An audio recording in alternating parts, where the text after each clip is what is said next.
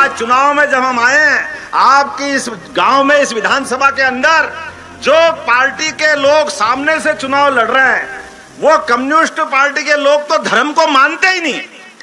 वो कहते हैं कि ये क्या होता है हिंदू, क्या होता है मुसलमान, क्या होता है भगवान राम, क्या होता है कृष्ण। ये कम्युनिस्टों की सोच है। उनकी अपनी सीमा के दायरे में देश भी कुछ नहीं होता है। उनके अपने दायरे में अगर आप सही अर्थ में देखो तो कम्युनिस्ट की विचारधारा हमेशा देश विरोधी विचारधारा के साथ जुड़ती दिखाई देती है। और इसी कारण से हमारे देश से तो कोई भी राज्य ऐसा नहीं बचा है जहां कोई कम्युनिस्ट की सरकार हो। एक सरकार थी बंगाल, और उस बंगाल के अंदर भी क्या हालत कर दी, सबसे छिपाने अभी चौधरी धर्मवीर सिंह जी ने सही कहा है।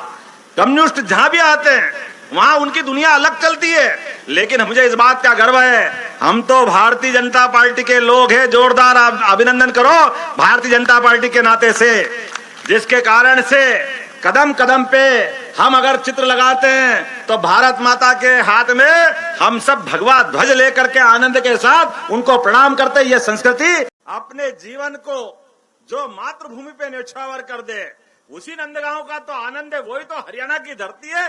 इसी कारण से दुनिया में भारत का मान है, सम्मान है।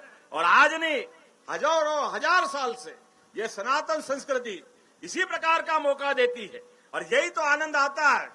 एक तरफ जिनके वंश के लोग यहाँ बैठे हैं, उन्हें 5000 साल पहले भी कंस को सत्ता से हटाया, उसके आतंक से मुक्ति दिलाई, और मुक्ति दिलाने के बाद भी वो स्वयं कुर्सी पे नहीं बैठे। कुर्सी के उनके बैठने के बजाय महाराज उग्रसेन को बिठाया और उन्होंने शिक्षा को महत्व दी।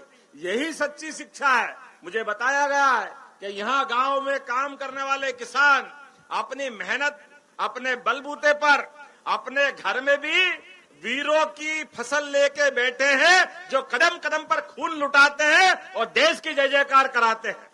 देश गौरवान्वित होता है। आप सब वीर जाया माताओं को प्रणाम करता हूं।